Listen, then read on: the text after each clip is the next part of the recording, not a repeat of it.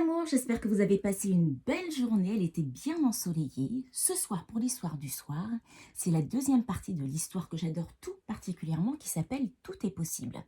Souvenez-vous, hier, Zoé avait prononcé la formule magique d'Artémis la fée pour faire venir un copain ou une copine chez elle. Alors, sont-ils venus ou non?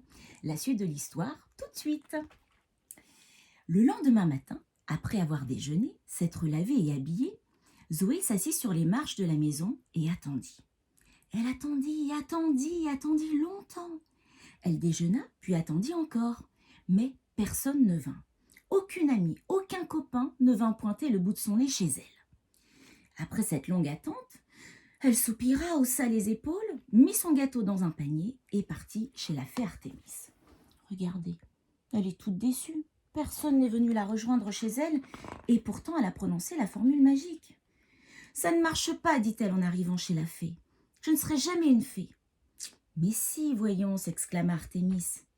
Qu'as-tu fait ce matin ?»« Eh bien, je me suis assise et j'ai attendu qu'un copain ou une copine vienne, expliqua Zoé. »« Oh là là, fit la fée catastrophée, il ne faut jamais attendre. Après avoir fait ta demande, tu ne dois plus y penser. »« Mais pourquoi ?» demanda Zoé étonnée. « Bien, plus tu attends, plus ta confiance s'étiole, se ratatine, se rabougrit, et sans confiance, rien ne se passe. Tu dois faire confiance, envoyer plein de bisous et de papouilles au soleil, aux étoiles et à la lune.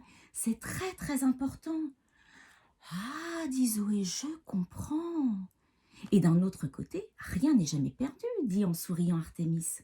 Si ton ami était venu aujourd'hui, eh bien nous n'aurions pas pu passer ce moment ensemble. Et je n'aurais pas mangé ce délicieux gâteau que tu as fait. Regardez, elle retrouve la fée Artémis. Et en effet, elle va le manger ce gâteau avec sa copine. Mais oui, c'est vrai, dit Zoé toute heureuse. Je passe quand même mon après-midi avec une amie. Et après avoir passé un joyeux moment toutes les deux, bon, je vais recommencer, dit Zoé, pleine de courage. Et Zoé recommença. Elle ferma les yeux, en voyant plein de bisous à des petits morceaux de peur qui erraient de ci, de là, respira tranquillement, sourit doucement, fit confiance et demanda qu'une copine ou un copain vienne la voir le lendemain.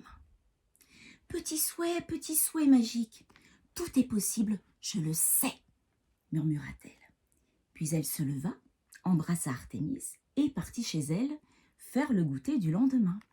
Regardez, petit souhait, et elle est toute heureuse.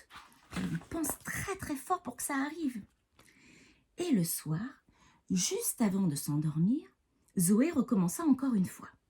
Le lendemain, elle jardina tranquillement toute la matinée et l'après-midi vint sans même qu'elle s'en aperçoive. Et avec l'après-midi, arriva Martin, le meilleur ami de Zoé. « Martin !» s'exclama Zoé en le voyant. « Je savais bien que tu allais venir. J'ai même préparé un goûter. »« Mais comment savais-tu que j'allais venir ?» demanda Martin étonné. « Oh, je suis une fée, c'est tout, » dit Zoé l'air de rien, en riant. Et Martin, croyant que c'était pour rire, éclata de rire lui aussi. Les deux enfants s'amusèrent tout l'après-midi et après avoir joué, ils mangèrent le délicieux gâteau de Zoé, puis jouèrent encore.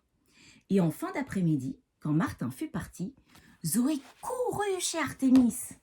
Regardez, c'est son copain Martin qui est venu lui rendre visite. Ça a marché! En route pour remercier le soleil, la lune et les étoiles, elle chantonna « Petit souhait magique, tout est possible, je le sais ». Car Zoé savait bien qu'il était très important de remercier. Regardez avec tous ses amis, ils chantent pour remercier la formule magique, la confiance. « Je suis une fée !» s'écria-t-elle quand elle arriva chez son amie. « Oui, enfin presque » dit Artémis en souriant. « Ça va te prendre des mois, des années avant de toujours réussir. Mais il ne faudra pas te décourager. Il faudra continuer, même si quelques-uns se moquent de toi ou bien te disent « Oh, bah ça a marché, bah, c'est un coup de chance. » Et quand tu réussiras bien pour toi, tu pourras alors aider les autres. Je te promets que je ne me découragerai pas, dit Zoé. Je sais que tout est possible et maintenant, je sais comment faire. Elle imagina alors tout ce qu'elle pourrait changer dans sa vie, tout ce qu'elle allait pouvoir faire et elle soupira de bonheur. Puis elle ajouta très fière, « Oui, je suis presque une fée. » Regardez, elle est toute contente. Ben oui, ça a fonctionné. Il faut y croire très très fort. Et là maintenant, l'histoire est terminée. Et moi, j'avais envie de vous lire le guide de magie personnelle. Tout ce que je vais te dire maintenant, tu le sais déjà, j'en suis sûre. Tu as peut-être oublié certaines choses, mais tu sais tout cela quelque part dans ton cœur. Nous sommes toutes et tous des fées et des enchanteurs, mais parfois nous l'oublions. Mais heureusement, il y a des petits trucs, des choses à faire pour ne pas oublier notre magie.